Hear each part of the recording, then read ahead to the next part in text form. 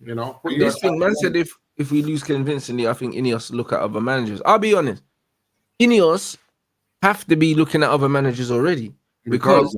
you have to be doing your due diligence, bro. So I'll be honest, yeah, I'll be very, very surprised if these men are not looking at other managers, or if they, I wouldn't even say looking at. I'll be surprised if them man haven't got the list there already because Yeah, even you have to. contacted. It's irresponsible not to. Yeah, even like contacting and have a word that if you were to get called in, would you be interested? They should have had that conversation because from the moment this guy came out at Grimsby trying to quit again, brother, I would have called Bearman up straight away and said, "Are you Oh, serious?" bro, you have to look after yourself, bro. Yeah, Like, you got to have a contingency plan. You have to have one because as soon as the manager started talking that way about the players and all these things after the Grimsby game and all that, you have to be looking as an owner, or do you know what I'm saying, or as a CEO and saying, "Yo, this guy's crashing out, blood." Like, man, need to make sure that if this shit goes left, we're ready to yeah, act. Do you know what I'm saying? You can't be waiting. yeah, 100%. And this is what I'm thinking. They definitely would have contacted a few, and they know that if push comes to shove, whether it's through their intermediaries It would or be a through an intermediary thing. yeah, yeah, they would have definitely know that. Yeah, yeah. If the opportunity came, our guy will jump at it Yeah, mid-season, not mid-season. It doesn't matter. So I yeah. think we know that already. I think we're good to go. And then there's obviously the list of managers who are not even in the job, who will just walk in. And then obviously I think they've also got their interim plan as well. What would that look like, and who would come in and I do a don't job? think we can do an interim thing, you know.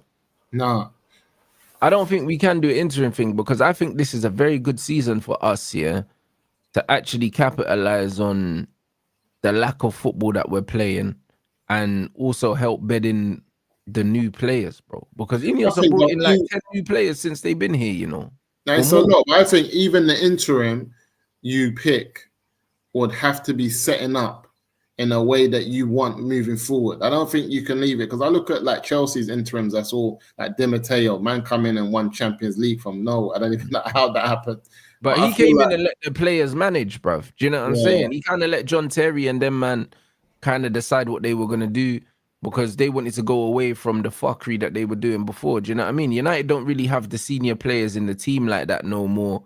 Like not we don't really. have the Keens, the Scholeses, or whatever that can kind of just take control of the I dressing was room well and saying keep that it. man should let Casemiro be interim. They might as well. They yeah, might as well. The Spurs played under the best managers. yeah. Like they're better off listening to senior players like him. Mm. I I'll be remember, honest. Like that's the truth. yeah, I remember Faz was calling for Casemiro until the end of the season. It makes I was way more thinking, sense than yeah, I feel letting like if this you've got manager do it. yeah, I feel like if you had like a Rudin who rated Cass a lot, I think we get Mm. through the season and actually compete. The problem we have is that do we get giddy and say we want to give him the job? I just think you've got to be ruthless and say, nah, if we wanted you, we would have appointed you as a manager. We called you to come and do a job. You've done it. Well done. You've got us top 4, top 5. We knew that this team was better than what that previous manager was showing us, but we want to go in a different direction. Thank you, all the best. You know what I mean? If Mm. you want to stay on doing coaching somewhere or in the club, you can stay on because you're you know what I mean. You're someone that the club really appreciates, but Yeah, but you that only don't. works if you go and get some like a Ralph. You know the ones that doesn't Yeah. work if you get like a normal coach because there's too much Where ego is in it. Ralph? Ralph has got unfinished business, you know. Where is Ralph Ralph? is a bad man though. I see Yeah, I'm Ralph riding a saying. bike on the pitch the other day, That's blood, what I'm like saying. Austria, because man had an ankle injury or something. I was riding a bike on the pitch. Ralph's doing his He's thing, bro. serious. All right, You know what Ralph I'm saying? Ragnick is a serious. Where is he? He's got unfinished business, you know. He's a Ralph bad told boy. me. Do you know what I'm saying? And everything that Ralph said that we needed is what we needed. Do you know Right, what I'm saying? And right, everything he said, like even from him trying to get rid of Rashford and all these things, bro. Listen, he knew what needed to be done. right. So it's one of them things now where when I look at Manchester United, a lot of the stuff he said we needed to do, we've actually done, and we're not that far away now. Like we're Yeah, not like we've no, seen the standard of this Premier League as much as we eulogize over like how good Liverpool are and all these things there, bro. When you watch them, bro, come on, man.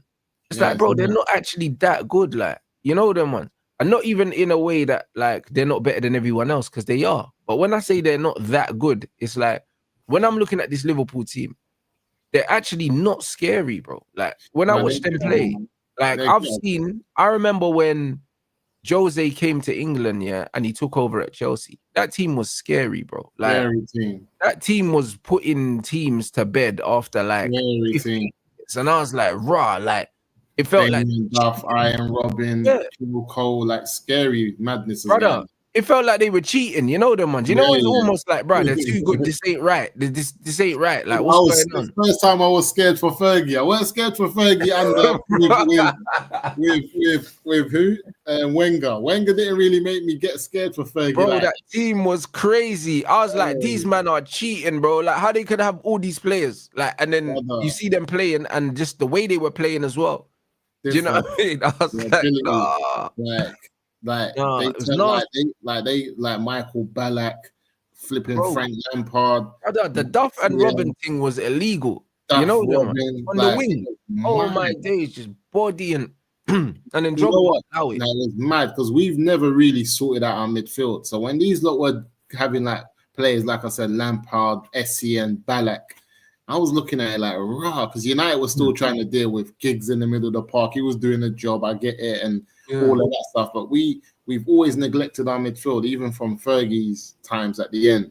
Like I just don't find it. He found it hard to replace those key players that he had. Like obviously, Carrick was the last one that held up that middle of the park. After that, we found it hard. We didn't really go in, and I think Alex didn't really go in for those African players that was coming out. Ferguson never needed to do that, bro. If you actually look at his tenure, and that's nothing to take away from him, but when I think of the best Man United teams I've seen, the spine was pretty much the same. You just swapped Carrick for Keane.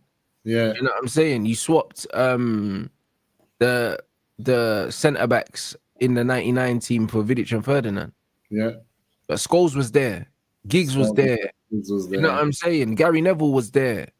Like Beckham was there for a decent amount of it. Like a lot of these men were part of the core the whole time, and then you know what I'm saying? Man went and got Wayne Rooney, went and got Carrick, obviously English, the obvious signings kind of to make. Like you know what I mean, like everyone knew who Carrick was. You know what I mean? Irwin was out, we got Patrice Evra. You know what I mean? But it was like he never had to change the whole team. It was like, cool, this position, let's go change that. Beckham's gone, now we need to replace Beckham and Ronaldo. You know what I'm saying? We had Giggs the whole time, so you didn't need to worry about that wing really. Nani came in as like an understudy to Ronaldo. When Ronaldo left, Nani just kind of stepped in. Like with Jones and Smalling, they were there as understudies to Rio and Vidic. And then when they left, he just brought them through. You know what I mean? So it was just buying things ahead and then moving certain pieces. But Gary Neville was right back for ages. Giggsy was in the team for ages. Scholes came out of retirement. So I remember that. You know what I mean? It was just kind of like, boom, with strikers, we always bought strikers anyway. He bought Berber. He bought Van Persie. Yeah, he bought Sahar. He kept buying strikers. Adam Smith he bought. He just loved buying strikers. So Fergie would always buy them anyway. So it was just one of them ones where it was a bit different in it for us in the sense that our core kind of was the same for nearly a decade, and then it was just the odd player we kind of just moved about. But I think we were always ready for the Prem, but that's why we were a bit lackluster in Europe. But also tactically, I just think the European managers are better than Ferguson, bruv, when it came to winning one-off games, bro. Like, you know what I'm saying? And also in Europe as well, the other leagues were stronger, if that makes sense. Like the difference in strength between and it's not to say that the leagues are not strong now, but when I say stronger, I mean the big names were playing in Italy. They were playing in Germany. Like you could get a Lucio and you get me, and a Ballack and these man in Germany. They weren't coming here. Those names only really started to come in that Man City era. Even that's what I'm saying, bro. Robinho was the first like big name Brazilian to come play in the Prem. Before that, you only had man like Edu and that. Like them man weren't trying to play in England. Yeah, do you know what I'm saying? No, they weren't. South American dons didn't want to play here, bro.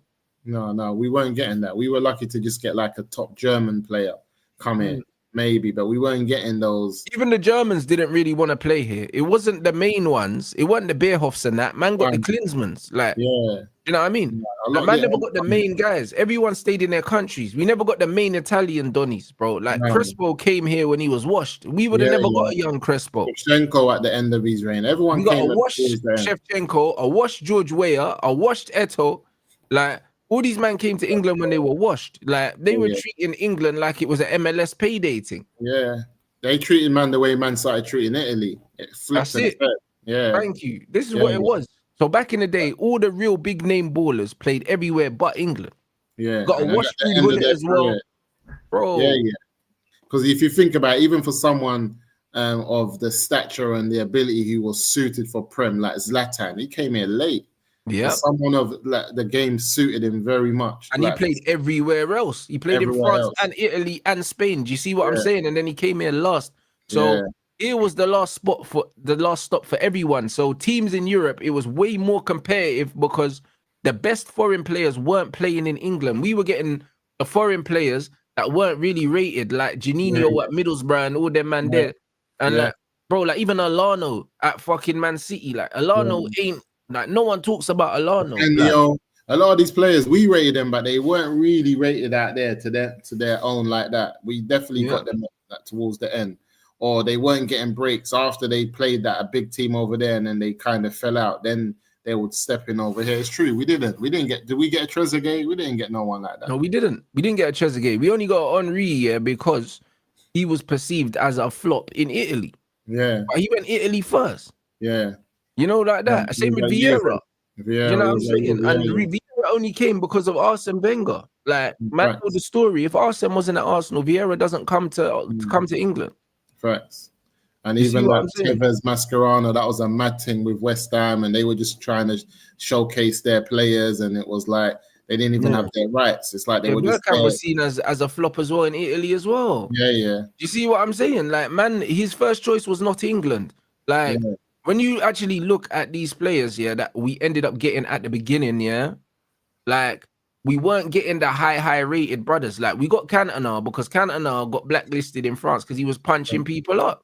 Yeah, that's true. So, we weren't getting, we didn't. Even like, and that was from the early era Cantona. But even when we're just talking about late history, like 15 years ago, like you said, big names didn't come here. They didn't. They didn't really come here at all. When you look at it, all the big. This is why Rio talks about lining up in the Champions League against big names and having to deal with R9 and this and that, because they weren't here. No, they were everywhere else, innit? Yeah. So it was harder to do well in Europe them times because they actually had better players than us, and then they also had more tactical managers than us. Do you know what I'm saying? And that's what it was.